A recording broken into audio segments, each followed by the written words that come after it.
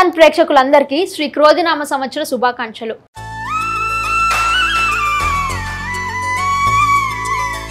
ఈ సంవత్సరం ఎవరెవరికి ఎలాంటి ఫలితాలు రాబోతున్నాయి, లాభ నష్టాలు ఏంటి, కష్ట సుఖాలు ఏంటి, ఇలాంటి ఎన్నో విషయాలని తెలుసుకునే ప్రయత్నం చేద్దాం. నమస్కారం గురుగారు.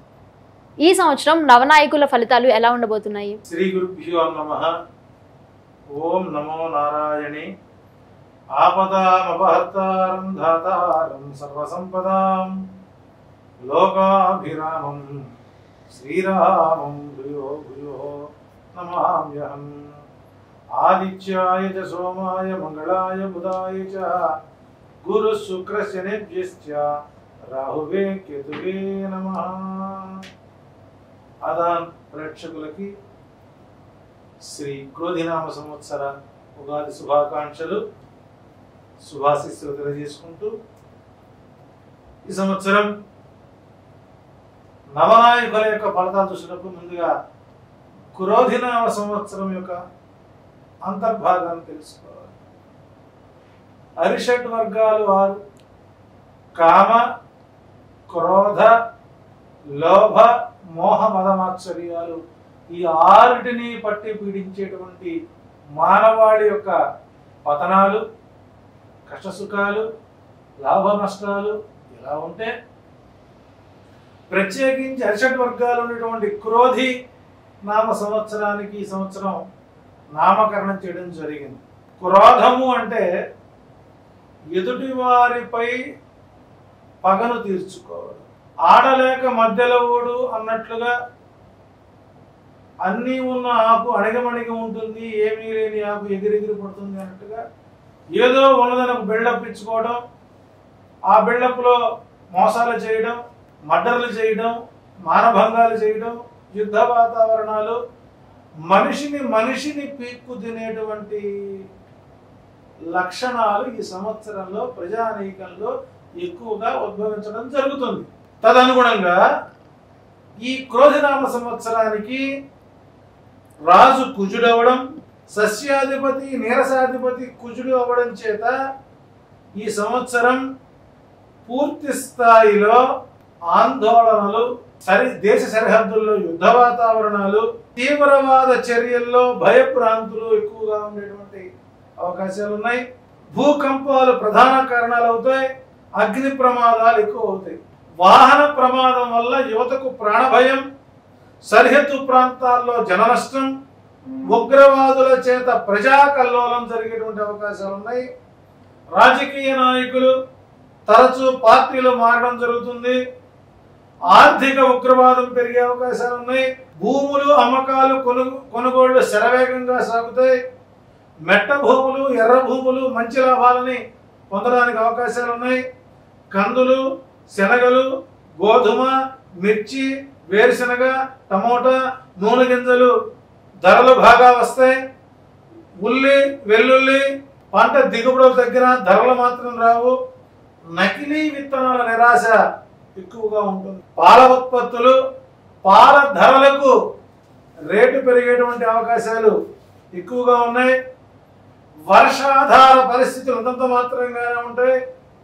సాధారణ వర్షపాతం ఉంటుంది. విశేషించి ఎరుపు రంగు వానలు, రక్తపు వర్షం కురిసేటువంటి అవకాశం ఎక్కువగా ఉంది. ఇక నీరసాధిపతి కుజుడు, సైన్యాధిపతి, అర్ఘ్యాధిపతి, మేఘాధిపతి శని అవడం చేత యావత్ భారతావనికి ఈ సంవత్సరం అక్టోబర్ నుంచి దేశ విదేశాల్లో ఉపద్రవాలు, అగ్ని వాహన ప్రమాదాలు, రాజకీయ కల్లోలాలు, సరిహద్దు సమస్యలు, అరాచకాలు, హింసలు చెలరేగే అవకాశాలు ఉన్నాయి. జనారణ్యాల్లోనికి మృగాలు ప్రవేశించడం ప్రభుత్వానికి ఆందోళన ఎక్కువ అవుతుంది. భూకంపాలు, జల ప్రళయాలు ఎక్కువగా వచ్చే అవకాశాలు ఉన్నాయి. చైత్ర వైశాఖ మాసాల్లో అగ్ని ప్రమాదాలు, ఫ్యాక్టరీల్లో ఊహించిన సంఘటనలు, మసూచి, కలరా, డెంగ్యూ వంటి వ్యాధులు విస్తరించే అవకాశాలు ఎక్కువ ఉన్నాయి. జ్యేష్ఠ మాసంలో ధాన్యము, బియ్యము, ఆర్గానిక్ దినుసులకు ధర బాగా పెరిగేటువంటి అవకాశం ఉంది. ఆషాఢ మాసంలో ధరలు అందుబాటులోకి వస్తాయి. శ్రావణ మాసంలో భయాందోళనలు, కరువు కాటకాలు ఎక్కువ అవుతాయి. భాద్రపద మాసంలో చిరుజల్లులు మాత్రమే ఎక్కువగా ఉంటాయి. ఆశ్వీజ మాసంలో అధిక వర్షాలు పడతాయి.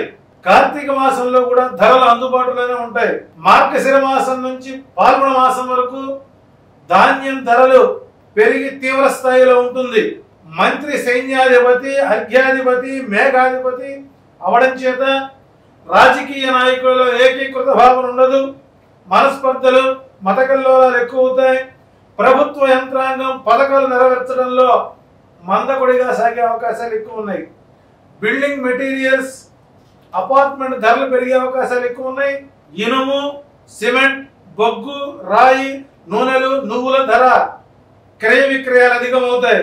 మేఘాధిపతి శని అవడం చేత ధాన్యాలు, మినుములు, ఉలవలు, నల్ల నువ్వులు అధిక ధరలు పలుకుతాయి. ప్రజలకు నరములకు సంబంధమైనటువంటి వ్యాధిగ్రస్తులు ఎక్కువ అవుతారు. డిప్రెషన్స్ పెరిగిపోతాయి. యువతకు వివాహం అంటే విరక్తి కలిగే భావాలు ఎక్కువ కలుగుతాయి. రాజకీయ ఒడిదుడుకులు, ప్రజాక్షోభ ఎక్కువగా ఉంటుంది.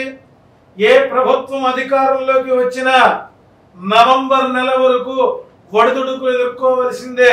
ధాన్యాధిపతి చంద్రుడు అవడం చేత 18 ఏళ్ల నుండి 25 సంవత్సరాల యుక్త వయసు గల స్త్రీలు, పురుషులలో మానసిక వేదాలు, డ్రగ్స్ మహమ్మారికి బానిసలయ్యే అవకాశాలు ఎక్కువ ఉన్నాయి. పశు వృద్ధి, క్షీర వృద్ధి ఎక్కువగా ఉంటుంది.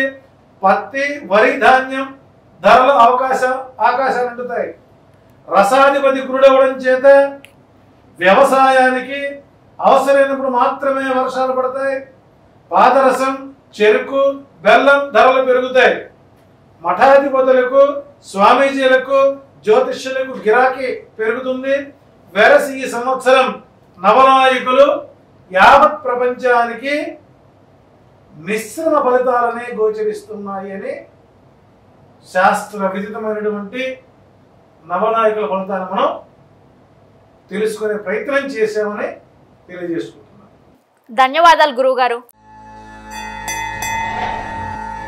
ధర్మం, మర్మం, శాస్త్రం, స్తోత్రం ఇలాంటి మరెన్నో విషయాల గురించి తెలుసుకోవడానికి సబ్స్క్రైబ్ చేసుకోండి ఆధాన్ ఆధ్యాత్మిక.